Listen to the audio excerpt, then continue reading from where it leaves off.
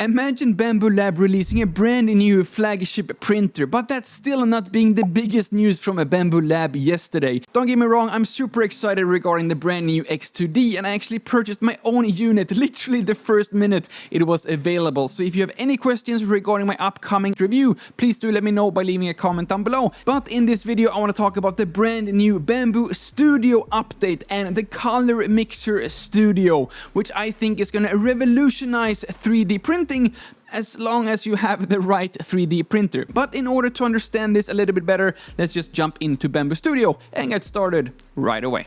Now, first things first, all you have to do to access this function is just to open Bambu Studio, and then you will get prompted to download this recently released Bambu Studio 2.5.3 version. Once you have done that and reinstalled Bambu Studio, everything looks exactly the same with one very important update, and that is this Add Mixed Filament option below the project Filaments. So for the purpose of this example, I have already gone ahead and created 4 cubes with one of the different colors I have added in my AMS light, hypothetically, and that is white, black, yellow, and red colors. But what this new Add Mixed Filament function allows us to do is, you guessed it, mix these different filaments to create all different new kinds of colors.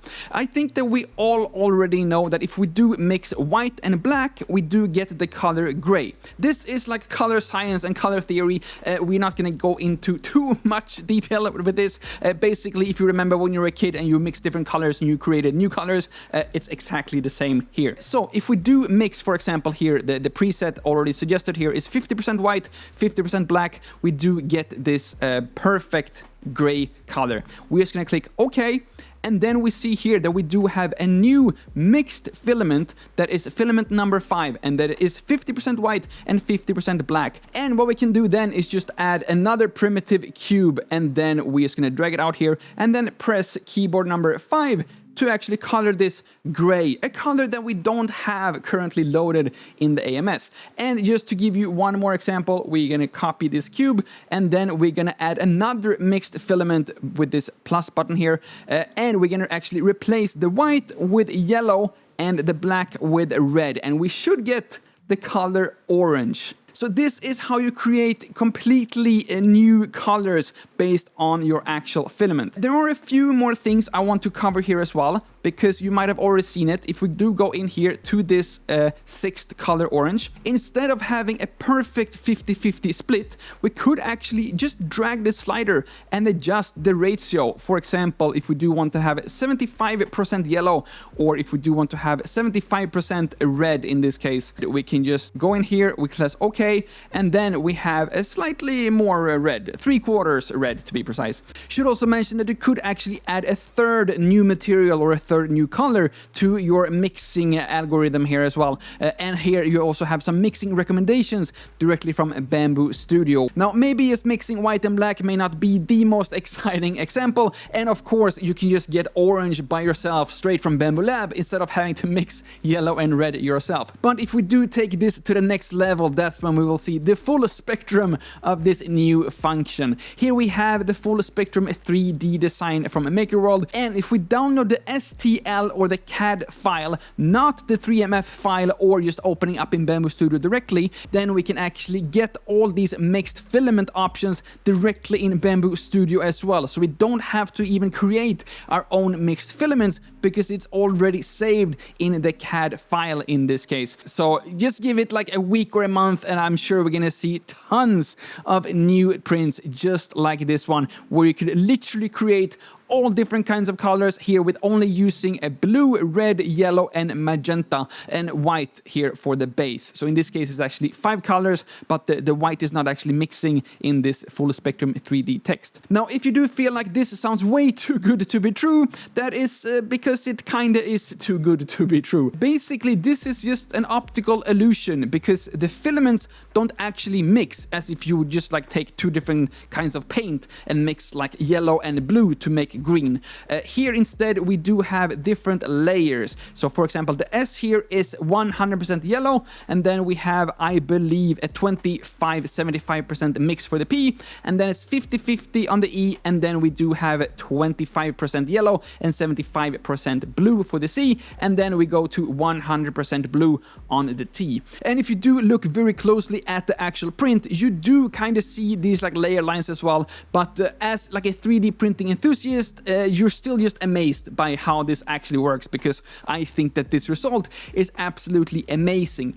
But if we do take a closer look in Bambu Studio instead, we do see that this print on my H2D, which has 2 nozzles, took 6 hours and 4 minutes to print. Because again, we are limited to 2 nozzles. That also means that we do need to do a lot of color changes, and since we are using a 0.12 millimeter layer height for this case, in order to actually get this fine slicing or this fine mixing, it's just more layers, and by more layers that means more times we do need to switch filaments for every single layer for this print. So maybe not something that is recommended for even like dual nozzle printers.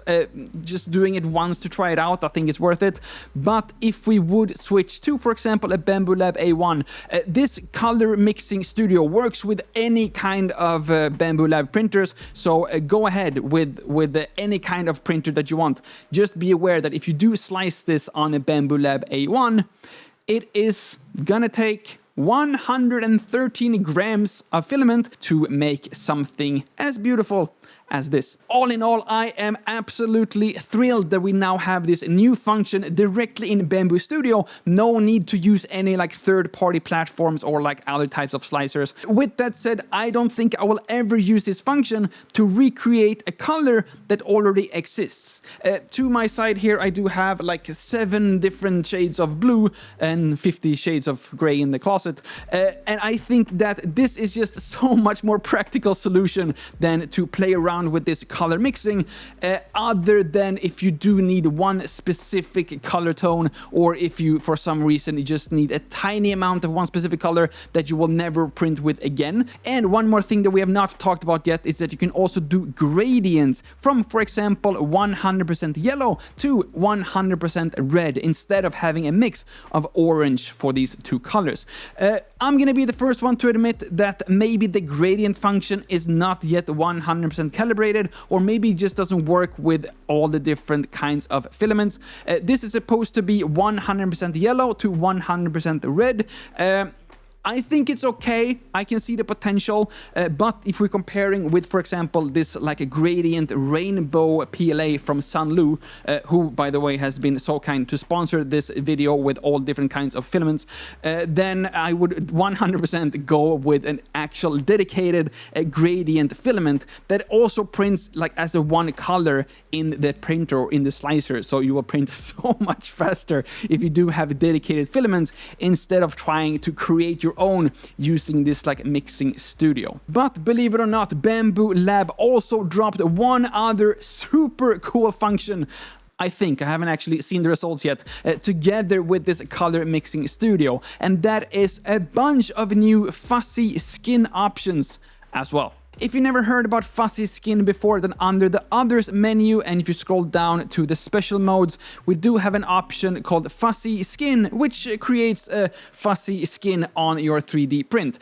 This has already existed for a very long time, I believe, but now we do have 4 other new versions of fuzzy skin, which is the Perlin, Billow, Ridge Multifractal, and Voronol.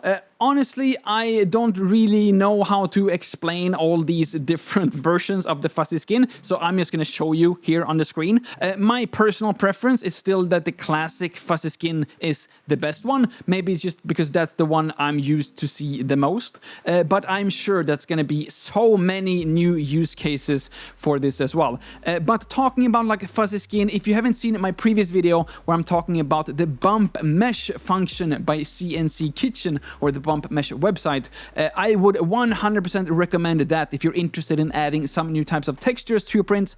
You have a full explanation in my previous video as well, how to use this, or rather a link to CNC Kitchen's video where he explains his own function on how this works. In addition to all of these updates, Bambu Lab also released a filament track switch, which I've also ordered together with my X2D, which I'm also going to be testing out as well.